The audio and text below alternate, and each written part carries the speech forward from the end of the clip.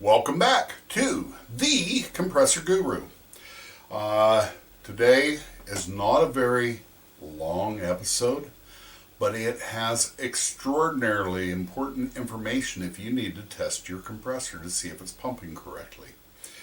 We're going to give you two ways to test your machine. One way is fairly good, but you got to really do some math to make sure you're right.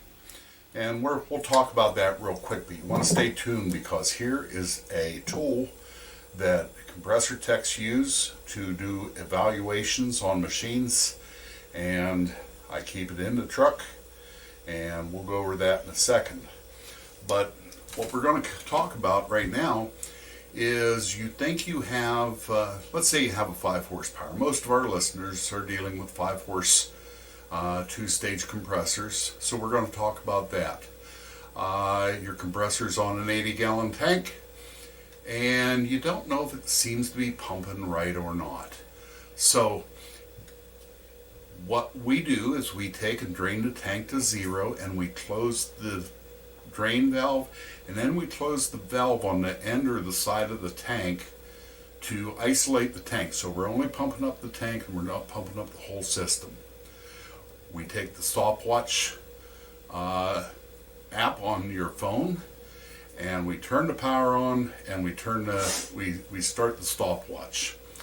That compressor, a 5 horse 2-stage on an 80-gallon tank, will gain 20 to 25 pounds every minute, and will take anywhere from just under 7 minutes to under 10 minutes to pump from 0 to 175, where most of your machines are set to kick off. If it pumps around, if it goes all the way up in 8 minutes or less, your machine is working fine. You don't have an issue. By the way, make sure there's no water in your tank. I tested the machine one day, drained it all the way down using a hose, turned it on, and it pumped up in like 4 minutes. I went, that's extraordinary. The tank was half full of water, and when we got the tank drained, it worked correctly. But so you got to make sure the tank is drained. We have a tank safety video. There's other reasons to keep your tank drained other than misleading you. I'll put a link to that video in the description. So a 5 horse on an 80-gallon tank, 0 to 175, you're looking at about 8 minutes. What if you only have a 60-gallon tank? That's 25% smaller. 8 minutes minus 25% is 6 minutes. It works just the same way. So that's one way to test your machine. The way to get a good baseline on that machine is when it's brand new, you put it in your garage, you let it run for a couple weeks, and then you do the pump up test, 0 to wherever it kicks off. And you take a magic marker, and maybe inside the magnetic starter or a piece of paper on the wall, and you laminate it and stick it there forever and ever. And 5-10 years from now, maybe you go, that compressor just doesn't seem to be pumping right. You drain your tank down to 0, and you know that machine pumped up in 7 minutes and 27 seconds, 0 to 175 when it was brand new. You can test it and find out if it's performing like it did when it's brand new by recreating the circumstances. Empty tank, close the valve going to your system, and do a pump up test. So if it doesn't pump up in nice time, those are other diagnostic videos. We're talking about how to test your machine today. So that's one way. The other way is with this. The camera wife is here, and she's looking at this, and actually my liquid filled gauge is in the truck. I just pulled this off the shelf, but this is an Orifice gauge, and you can tell I plugged it into a outlet that had a large quick coupler, and I ran it through a 1/4 inch orifice on the other end. Now Can I see that orifice again? Okay. There's laws in physics that say you can only push so much volume, CFM, through a certain sized hole at a certain pressure. And so I have a sheet I printed out. A link to this sheet will be in the description. Print it out, laminate it, carry it in your toolbox. So if you're not a compressor tech, print it out, tack it on the wall beside your compressor. And for a 1/4 inch, and I honestly can't remember what I was checking with this, but a 1/4 inch, if it has 80 psi through a 1/4 inch orifice, you're looking at about 75 CFM. Now, when you're testing a compressor, a lot of times you don't get a real steady flow because of the pistons cycling up and down, so you can't just use this regular gauge. I'll put this back on the wall and it's for sale.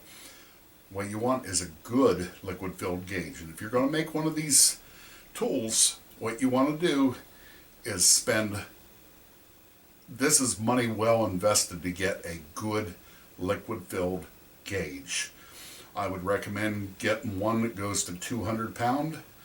If you're only working on a single stage unit or a machine that only goes to 125, I would recommend getting a 150. The reason being is gauges have accuracy, and the accuracy of a gauge is, the gauge is most accurate at about 50% of its max reading. So on this one, this is a 200 pound gauge, and it is most accurate when it says 100 pounds. When you get above that and below that, you may be a couple percent off. So, that being said, you want a good liquid-filled gauge, break into your piggy bank, get a good one. And this is as simple as a 3/4 inch T, 3/4 inch nipple, 3/4 inch nipple. And you go, why are we going 3/4?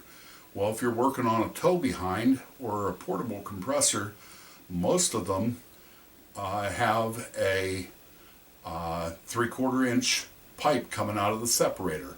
Oftentimes they'll have the Chicago type quick coupler, and I have one of those in my toolbox.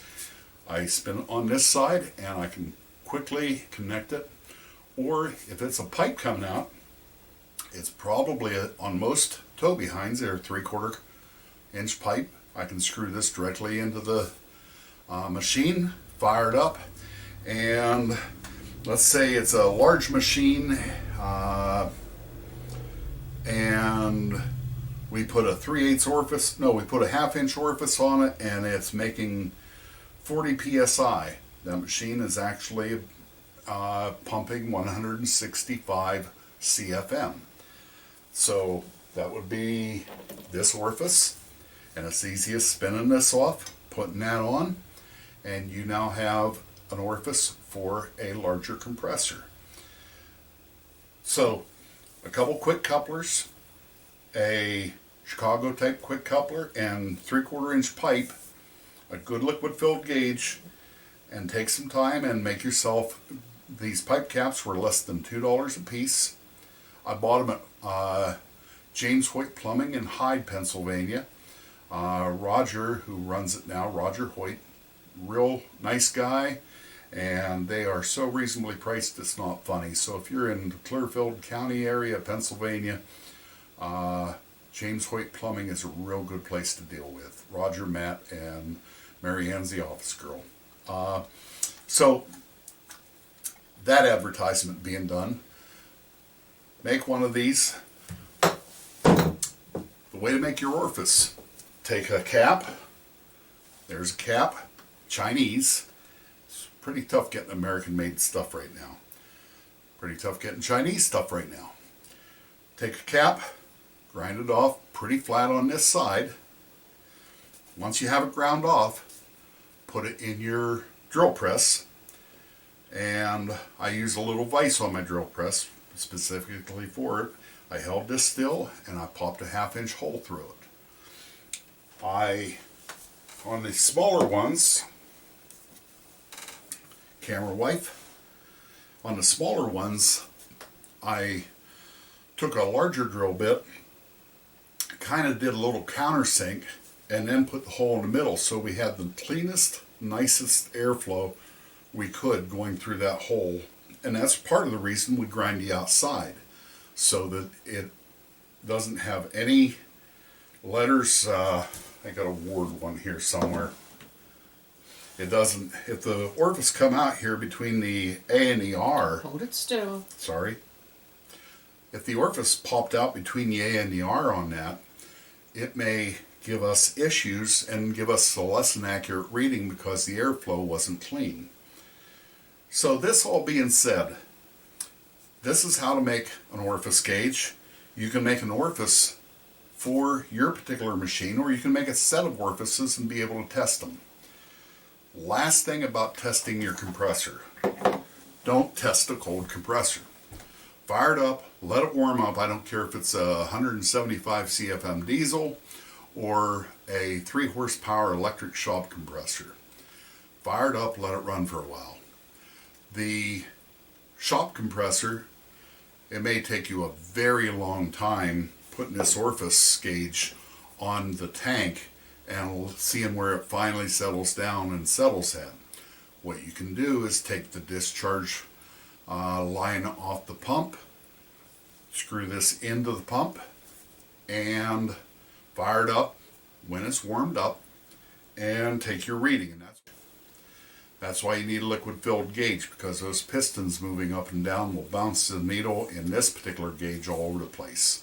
But in a liquid filled gauge, it will be much steadier, and you can have a good idea what you're actually pumping. Be careful. Do not put too small of a gauge, or do not put too small of an orifice on a larger compressor, especially if you're going to the pump and bypassing the tank and the shutdown or safety features. If you put too small of an orifice on, you may exceed the capacity of the orifice with high pressure and pop a head gasket or something. So have a good idea from your orifice chart what size orifice you should put on. If you've got a 5 horsepower compressor, figure that you're going to be looking at about 17.5 CFM, and make yourself an appropriate sized orifice, and that way you'll be safe, because that 5 horsepower won't push more than physics allow, and on most 2 stages it's 17.5. Friends, I hope this was helpful. I know it's a short episode, but this is really good information, especially if you've got a compressor you go, it's just not working right. And I gave you 2 ways to test it: a simple pump up test or using an orifice gauge. Thank you. God bless. Have a great day. Thank you for watching this episode of The Compressor Guru. Please hit like and subscribe and use the notify bell so you will know when the next new episode is released from The Compressor Guru. God bless you and have a great day.